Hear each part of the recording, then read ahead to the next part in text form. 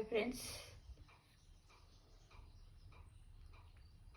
సంవత్సరానికి ఒకసారి సూర్యకిరణాలు తాకే దేవాలయాల గురించి తెలుసుకుందాం. About temples.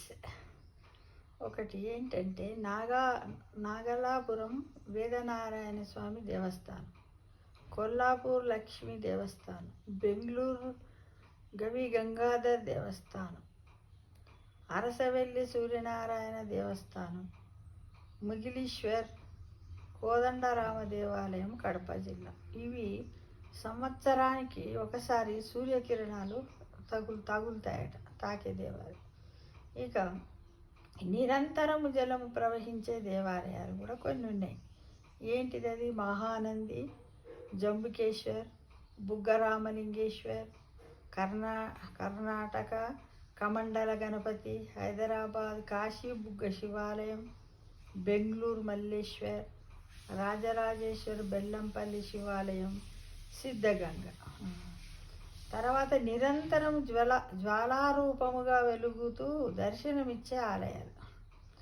అమ్మవారు జ్వాలాగా వెలిగే జ్వాలాముఖి, నిరంతరం జ్వలించే అరుణాచలేశ్వర్, మంజునాథ్, శ్వాస తీసుకుని కాళహస్తీశ్వర సముద్రమే వెనక్కి వెళ్ళే గుజరాత్ నిష్కలంక మహాదేవ్, 40 ఏళ్లకు ఒకసారి సముద్ర జల పూజ జరిగే పుంగనూరు శివాలయం, స్త్రీ వలె నెలసరి అయ్యే దేవాలయాలు కూడా కొన్ని. అవి ఏంటంటే అస్సాం కామైక్య అమ్మవారు, కేరళ దుర్గామాత రంగులు మారే ఆలయం, ఉత్తరాయణము దక్షిణాయనములో రంగులు మారే తమిళనాడు అతిశయ వినాయక దేవాలయం అట. పౌర్ణమికి తెల్లగా, అమావాస్యకు నల్లగా రంగు మారే తూర్పు గోదావరి పంచారామ సోమేశ్వర ఆలయం. పాపపుణ్యాలను బట్టి నీరు తాకే శివగంగ నెయ్యి వెన్నగా మారేది ఇక్కడేనట. నిరంతరము పెరుగుతున్న విగ్రహాలు. కాణిపాకము యాగంటి బస్వన్న, కాశీ బెంగళూరు బసవేశ్వర్, బిక్కవోలు లక్ష్మీ గణపతి. స్వయంభూగా సంవత్సరానికి ఒకసారి వెలిసే అమర్నాథ్, 6 నెలలకు ఒకసారి తెరిచే బద్రీనాథ్, కేదార్నాథ్. అంటే 6 నెలల తర్వాత దీపం వెలుగుతూనే ఉంటుందట ఫ్రెండ్స్. గుహ్య కాళీ మందిరం, సంవత్సరానికి ఒకసారి తెలిసే ఆలయాలు. హంసాంబ దేవాలయం హసన్, కర్ణాటక. సంవత్సరం తర్వాత పెట్టిన అన్నప్రసాదం చెడిపోకుండా ఇలానే ఉంటాయట. 12 ఏళ్లకు ఒకసారి పిడుగు పడే తిరిగి అతుక్కుని బిజిలీ మహాదేవ్, హిమాచల్ ప్రదేశ్. స్వయంగా ప్రసాదం తినే కేరళ శ్రీకృష్ణ దేవాలయం, బృందావనం రాధాకృష్ణ శయన మందిరం. ఒంటి స్తంభముతో యుగాంతానికి గుర్తుగా ఉండే పూణే కేదారేశ్వర్. ఇక్కడ వేసవి వేడిలోను కూడా నీరు చల్లగా ఊరుతుందట. రూపాలు మారే ఉత్తరాఖండ్, రోజులో 3 రూపాలు మారే ధారీదేవి. నీటితో దీపం వెలిగించే గడియ ఘాట్ మాతాజీ మందిర్, మధ్యప్రదేశ్.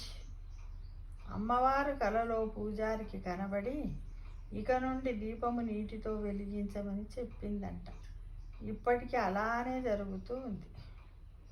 మనిషి శరీరం వలె ఉండే ఆలయాలు ఏంటివి? హిమాచల నరసింహస్వామి, శ్రీశైలం వద్ద ఇష్టకామేశ్వరీదేవి.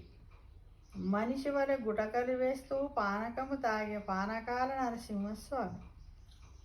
అన్నము ఉడికేంత వేడిగా నీరు ఉండే యమునేత్రి. ఛాయా విశేషం, ఛాయా సోమేశ్వరం స్తంభము నీడ ఉంటుంది. హంపి విరూపాక్షేశ్వర్ గోపురము నీడ రివర్స్ ఆర్డర్లో ఒక చోట పడుతుందంట. ఇక బృహదీశ్వరాలయం, నీటిలో తేలే విష్ణువు. అంటే 1000 టన్నుల బరువు ఉంటుందంట అది, నేపాల్.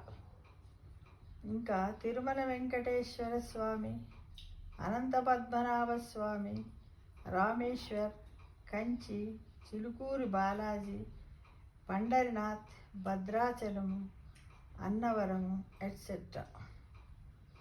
పూరి, పక్షులు ఎరగని పూరి, సముద్ర ఘోష వినని పూరి, సముద్రం వైపే గాలి వీచే పూరి, గోపురము నీడపడని పూరి, దేవునికి సమర్పించగానే గుమగుమలాడే పూరి ప్రసాద్.